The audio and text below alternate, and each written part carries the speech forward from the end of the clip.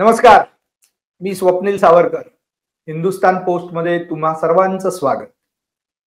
सध्या मुख्यमंत्री कोण याच्यावरून सर्व मीडियानी जो काही गदारोळ माजवला आणि आता त्याचं उत्तर जवळपास स्पष्ट होत चाललंय, झालंय असंच म्हणूया. पण तरी पण आपण त्याच्याही पुढे जाऊया. मुख्यमंत्री कोणी झालं तरी जो कोणी मुख्यमंत्री होणार आहे आणि एकूणच हे जे काही महाकाय असं बहुमत मिळालेलं आहे, त्यामुळे महायुतीसमोर, विशेषतः भाजपासमोर, शिवसेनेसमोर, राष्ट्रवादी अजितदादांची त्यांच्याही समोर आव्हानं काय राहणार आहेत. कारण तुम्ही सर्वांचे जाहीरनामे पाहिले असतीलच. जी काही आश्वासनं दिली आहेत, ज्या काही गोष्टी त्यांनी, काही लाडक्या बहिणी योजनेसारखे किंवा वृद्धांविषयी असेल, तरुणांकरताचे रोजगाराचे असतील, हे जे काही योजना निवडणुकीच्या आधी थोड्याशा घाईगडबडीने म्हणता येतील अशा अंमलात आणल्या, त्या कायम ठेवणं आणि या सगळ्याचा परिणाम अर्थकारणावर होऊ न देणं यासारखं मोठं आव्हान आहे. पण याचे बारकावे समजून घेण्याचा आपण प्रयत्न करणार आहोत. नव्या मुख्यमंत्र्यांच्या पुढे काय वाढून ठेवलंय हे पाहायचंय. त्यासाठी आज आपल्यासोबत आमचे राजकीय विश्लेषक डॉक्टर उदय निरगुडकर.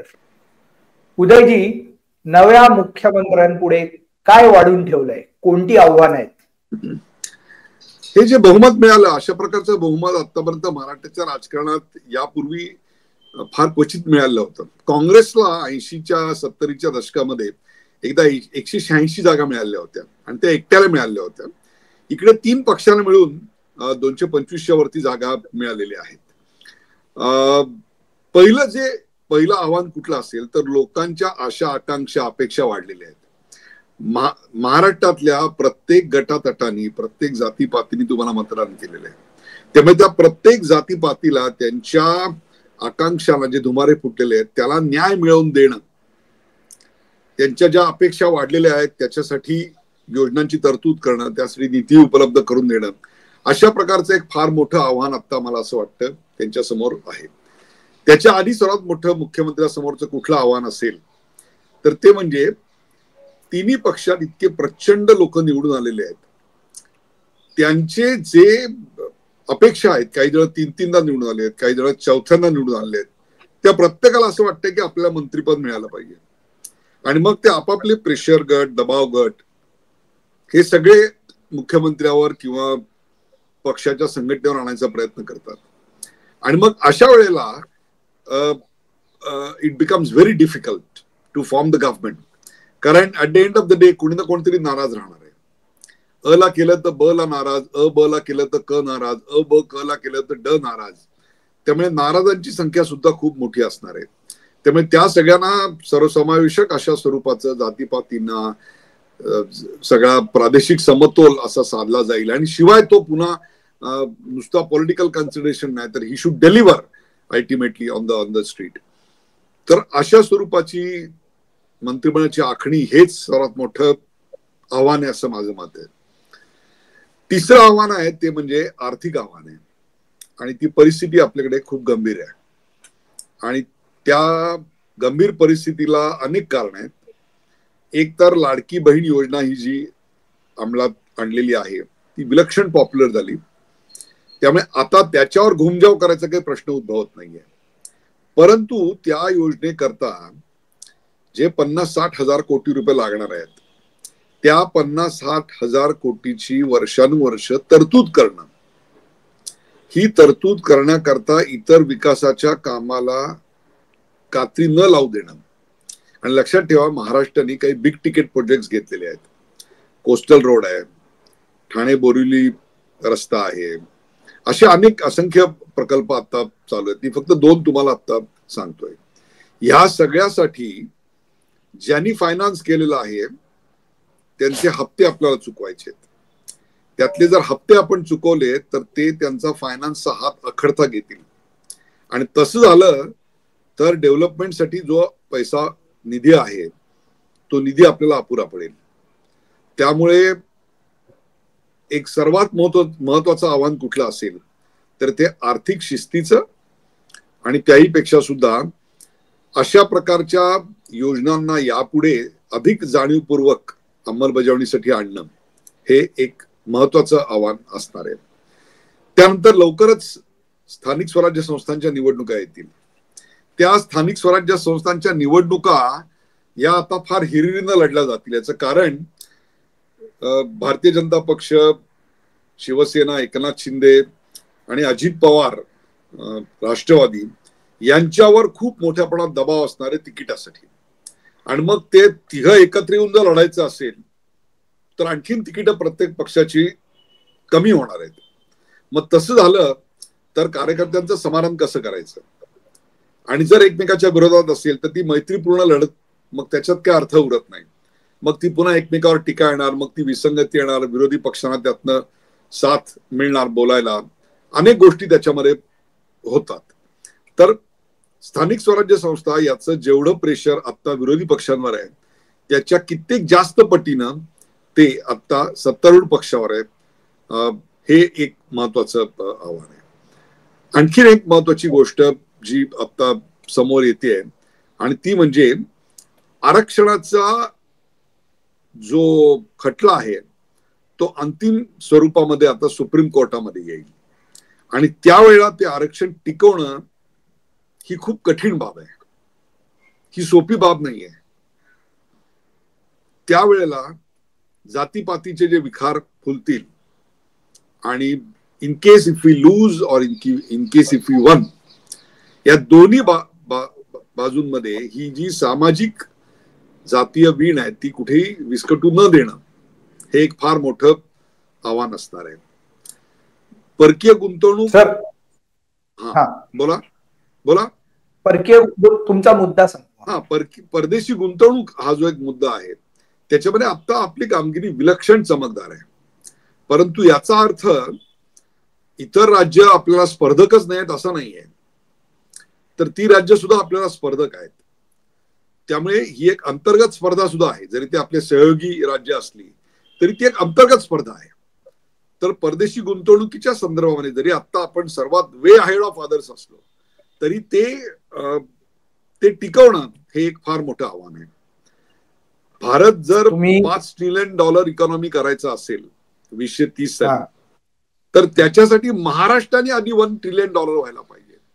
आणि महाराष्ट्राने $1 ट्रिलियन व्हायचं असेल तर त्याचा विकास जो आहे तो केवळ मुंबई, पुणे, नाशिक और छत्रपती संभाजीनगर असा होऊन चालणार नाहीये, तर तो महाराष्ट्राच्या इतर जिल्ह्यांमध्ये सुद्धा पसरला पाहिजे. आणि त्याकरता मॅन्युफॅक्चरिंग, प्रोसेसिंग अशा प्रकारच्या इंडस्ट्रीला, सूक्ष्म मध्यम लघु उद्योग यांना चालना देण्याकरता एक संपूर्ण कार्यप्रणाली अधिक प्रशासनाची अधिक चांगली करणं, वन विंडो खऱ्या अर्थाने राबवणं हे सुद्धा एक फार मोठं आव्हान आहे असं मला वाटतं. तर ही एक 5-7 आता त्यांच्या समोरची सर्वात मोठी आव्हानं आहेत जी आता आपल्या समोर येत आहेत. तर मी तुम्ही अगदी संकटाची यादी वाचल्यागत ती यादी वाचून दाखवलेली आहे. अर्थात आपण ह्या सकारात्मक बाजू जर बघितल्या की हे सरकार करू शकेल अशाने जर आपण विचार केला तर पहिल्या 100 दिवसाचं आव्हान काय असेल? आर्थिक शिस्त आणणे हे सर्वात मोठं आव्हान असेल. प्रशासनामध्ये प्रत्येक कार्यकर्ता येतो आणि इंटरव्ह्यू करायचा प्रयत्न करतो. त्याच्या आशा अपेक्षा चुकीच्या बरोबर या सगळ्या तो मनवून घ्यायचा प्रयत्न करतो. पण त्याला एक आर्थिक शिस्तीची, प्रशासनाच्या शिस्तीची चौकट असते. ती चौकट पुनर्स्थापित करण्याचं सर्वात मोठं आव्हान पहिल्या 100 दिवसात आहे. दुसरी गोष्ट, आजच्या डिजिटल युगाच्या भाषेत जर म्हटलं तर टॉप 5 आव्हानं तुम्ही क्रमवारी सांगू शकाल आम्हाला? पहिलं तुम्ही म्हणता आर्थिक. पहिली तुम्हाला मी सांगलं प्रशासनिक आणि आर्थिक पुनर्रचना ही सर्वात पहिली मोठी गोष्ट आहे. दुसरी एक मोठी गोष्ट आहे की निधीची उपलब्धता करणे. या सगळ्या बिग तिकीट प्रोजेक्टसाठी आपली क्रेडिट वर्दीनेस जसा वाढला पाहिजे तशी आपली परताव्याची आर्थिक क्षमता देखील वाढली पाहिजे. त्यामुळे रेव्हेन्यू इन्क्रीज हे महाराष्ट्रासमोरचं महसुली increase without increasing the tax burden on the people हे एक फार मोठी गोष्ट आहे. नाहीतर काय होतं, विजेच्या कंपन्या प्रॉफिटमध्ये जातात. का प्रॉफिटमध्ये जातात कायम? कारण शेवटी काय त्याचा भार ग्राहकांवर टाकायचा आहे, पण ग्राहकांवर न भार टाकता विजेच्या उत्पादनाचा खर्च कमी करून जर आपण उत्पादकता वाढीला लागत असू तर त्याला आपण खरं म्हणू. तसंच ग्राहकांवर भार न टाकता राज्याच्या तिजोरीत काही शिल्लक पडते का याच्याकडे लक्ष देणं अत्यंत गरजेचं आहे. अशी आत्ताची दुसरी आपली महत्वाची बाजू आहे. तिसरी महत्वाची बाजू असणार आहे ती म्हणजे मराठा आरक्षणाची जी लढाई आहे ती पुढच्या 3 ते 4 महिन्यात अंतिम टप्प्यात येईल. त्याची तयारी करणं आणि त्याच्या संदर्भामध्ये जी लागेल ती कायदेशीर सगळी ताकद उभी करणं हा एक महत्वाचा भाग असणार आहे. आणखीन एक महत्वाची गोष्ट येणार आहे आणि ती म्हणजे या राज्यामध्ये नवीन एज्युकेशन पॉलिसी आलेली आहे. त्याच्या अंमलबजावणीच्या संदर्भामध्ये आपल्याला खूप मोठा पल्ला अजून गाठायचा आहे. जर आपल्याला $1 ट्रिलियन इकॉनॉमीचं उद्दिष्ट साध्य करायचं असेल तर त्याकरता प्रशिक्षित मनुष्यबळ ही सर्वात मोठी गरज आहे आणि ते प्रशिक्षित मनुष्यबळ तयार करण्याकरता आपल्याला चांगली विद्यापीठं, चांगली कॉलेजेस या सगळ्यामधून ही रचना उभी करावी लागणार आहे. तर ती सुद्धा कार्यान्वित करणे हा एक फार मोठं आव्हान आपल्याला आता तातडीनं करावं लागेल, कारण पुढच्या 3 ते 4 वर्षात आपल्याला $1 ट्रिलियन इकॉनॉमी डेव्हलप करून हातामध्ये द्यायची आहे. ही मला असं वाटतं 4-5 गोष्टी आहेत की ज्या पहिल्या 100 दिवसामध्ये आपल्याला मोजमाप करून ते बघावं लागेल की हे होतंय की नाही. आणखीन एक सर, निवडणुका, महापालिका स्थानिक हे 5वं आव्हान सर्वात महत्वाचं नाही का? हो आहे, निश्चित आहे. 5वं आव्हान एक जर तुम्हाला त्याची नोंद करायची असेल तर ती निश्चित आहे की त्याच्यासाठी तयारी करणे आणि कार्यकर्त्यांच्या उत्साहाला आवर करणे हा फार मोठं आव्हान आहे माझं मत आहे. कारण आता प्रत्येकाला नगरसेवकाचं तिकीट हवं आहे, कारण निवडून येणार, कमळ चिन्ह असेल तर निवडून येणार, धनुष्यबाण असेल तर निवडून येणार, घड्याळ असेल तर निवडून येणार याची खात्री पटलेली आहे. त्यामुळे मीच कसा योग्य हे सांगणारे प्रत्येक नगरसेवक क्षेत्रामध्ये तुम्हाला किमान 10 ते 15 लोक मिळतील आणि मग अशा वेळेला त्यांना मी तुम्हाला थोडस वेगळ्या वाटेवर न्यायचा प्रयत्न करतो. बोला. माझा एक असा सांगण्याचा सूर आहे की ज्यामुळे महायुती निवडून आली आहे इतक्या मोठ्या मताधिक्याने, त्यात लाडकी बहीण आहेच आहे, पण बटेंगे तो कटेंगे, एक है तो सेफ है, हिंदुत्वाचा मुद्दा जो आहे मोठ्या प्रमाणात आहे, त्या हिंदुत्वाकरता या सरकारने काय केलं पाहिजे? पहिले म्हणजे मशिदीवरचे भोंगे काढून टाकण्याच्या संदर्भात सुप्रीम कोर्टाचे निर्देश आहेत ते पाळले गेले पाहिजेत. दुसरी गोष्ट, अनेक ठिकाणी वक्फ बोर्डांनी अनधिकृतरित्या जमिनी बळकावलेल्या आहेत, त्या संदर्भात थेट कायदा केला गेला पाहिजे. राज्यामध्ये पॉप्युलेशन कंट्रोलचा कायदा आणला पाहिजे. त्याचबरोबर लव्ह जिहादचा कायदा जसा उत्तर प्रदेशामध्ये आहे तसा तो आपल्याकडे आणण्याची गरज आहे. सीए एनआरसी लागू करण्याच्या संदर्भामध्ये पावलं उचलणं अत्यंत गरजेचं आहे. या 4-5 गोष्टी केल्या तर खऱ्या अर्थाने ज्या कारणाकरता या सरकारला एक सुनामी सारखी मतं मिळालेली आहेत त्यांना आपण मतं दिली याचं सार्थक वाटेल. अन्यथा लक्षात ठेवा, इतक्या आश्चर्यकारकरित्या जे वर गेलेलं आहे तितक्या आश्चर्यकारकरित्या ते खाली यायला वेळ नाही लागणार. त्यामुळे अशा प्रकारे वरती गेल्याचा आनंद जसा असतो तसं लक्षात ठेवा, एव्हरेस्ट पे जाना मुश्किल है, एव्हरेस्ट पे टिक पाना बहुत ज्यादा मुश्किल है. त्यामुळे तेही आव्हान या सरकार समोर आहे.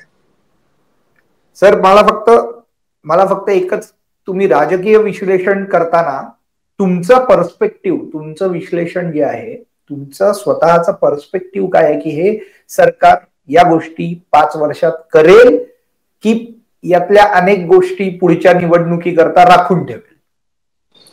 या गोष्टी त्यांना कराव्याच लागतील. याला एक्सपायरी डेट वाढवून घेता येणार नाहीये.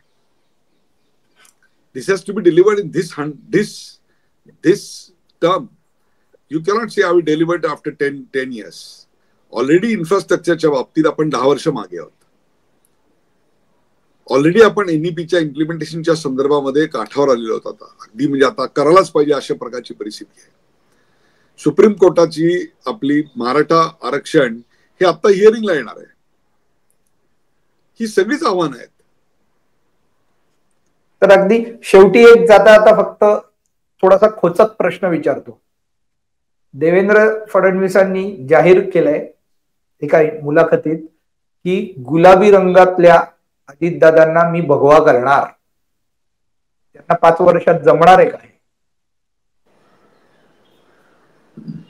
भगव्या रंगाने आपला भगवा रंग अधिक गडद करावा, म्हणजे त्या भगव्या रंगाची पडछाया जरी पडली कोणावर तरी ते आपले रंग विसरून भगवे दिसायला लागतील.